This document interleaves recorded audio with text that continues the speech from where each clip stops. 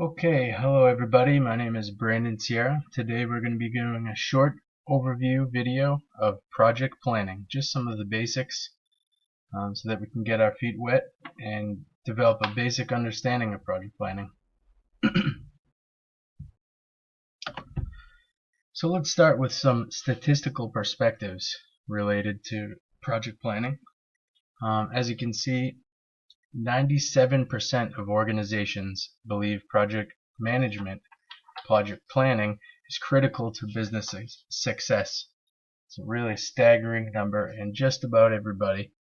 Very few that do not believe that it's important. Over $150 billion in annual costs to the U.S. economy due to IT project failures alone, and it's estimated that about 70% of all projects do fail. So, pretty important stuff. Let's start with project definition. Now, when defining a project, it's absolutely critical you're going to define the scope of the project, what's going to be involved, and more importantly, what's not going to be involved in that project. We're not trying to solve world hunger with every project we take on, so we want to carefully define the scope. We want to make sure that we're clearly communicating why the project is being undertaken, how it fits within the organization as a whole, and what we're hoping to accomplish. So some key important issues that we're trying to take. In terms of requirement analysis, now when defining your requirements, you want to take close consideration into, in terms of the goals, what are some tangible things that we're going to need to achieve these goals. Some examples are materials, what equipment would we need, what type of manpower we would expect to have, our team would consist of, what type of subject matter experts will we have to include on that team.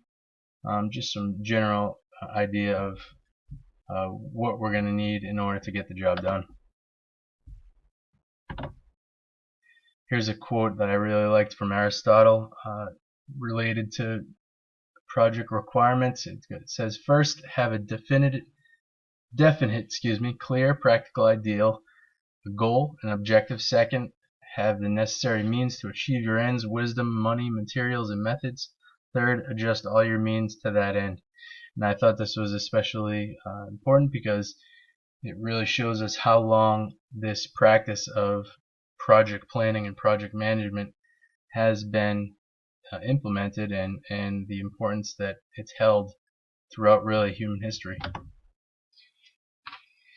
Now, when looking at milestones, what we want to do is start to develop a list of measurable achievements that we can really keep a close eye and track and measure, and say for certain when we've reached that goal, or these sub goals, I guess you could refer them, or also task categories. So these will include tasks underneath each category, but really a milestone is a definitive marker, just as it would be on a highway, that you've reached a certain point in the project. You are progressing towards the end project goal, and you can say whether or not that has been achieved. Little different than work breakdown structure. So work breakdown structure can really be just defined as a logical breakdown of work being performed. It's important to point out it's not a project schedule, nor is it a project plan. So those are something different that we'll encounter later on in project planning.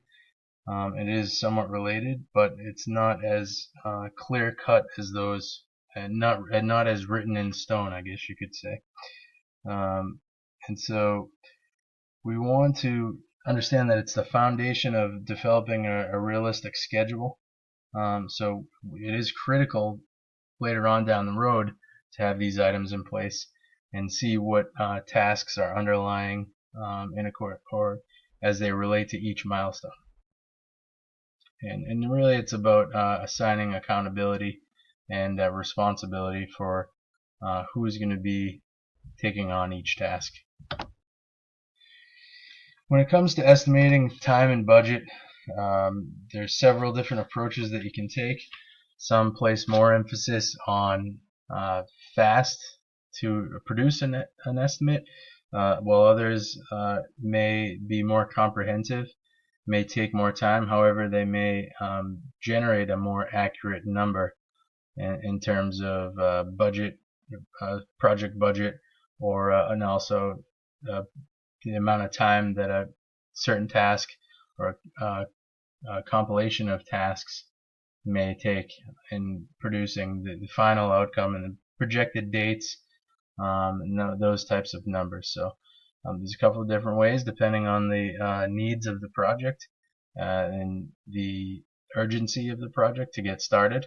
So these also may include either tapping on the shoulder of a subject matter expert, and sometimes several subject matter experts, to go in and come to a comprehensive agreement on what they expect from a project.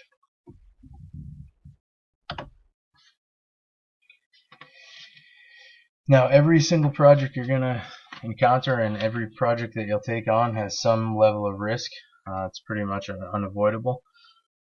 However, this is different than operational risk management. Risk management, as applies to project, really is about defining what the issue is and how it interferes or may possibly interfere with the achievement of the project goal or the project task. So what we would do is evaluate each risk as we understand it, come up with backup plans or ways that we could circumvent those risks or minimize them, and that way we can minimize the impact each risk, if it comes to fruition, minimize that impact on the project overall. Some ways we can do that is one popular way is a RAID log. We're not going to get into the weeds on it just yet, but we can take a look at different ways at looking at risks. That's what a RAID log does, is risks, the assumption that we're making associated with that risk, what is the underlying issue that that risk threatens, and what are the dependencies, what are the project dependencies that that risk could impact as well. When it comes to scheduling, this is something that obviously we cannot predict the future, but there's important issues that we want to tackle. What is the projected timeline for each task individually? We want to go in and assign a certain projection for each one, and from there we can start to accumulate the total amount of time we would expect the project to take to last.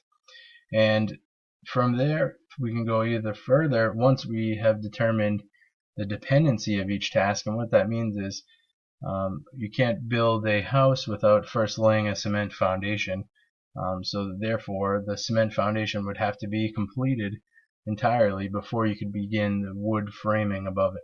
And once we start to understand these relationships between tasks, then we can really develop an understanding of the overall expected length of a project using tools like Gantt chart seen here.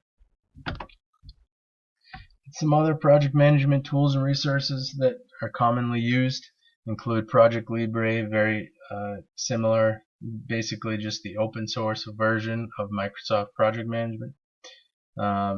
Project Management Institute is a organization that kind of sets the standard in terms of certification and project management knowledge. Gantt chart is a tool that I had just mentioned. Alright, well, I hope you learned something.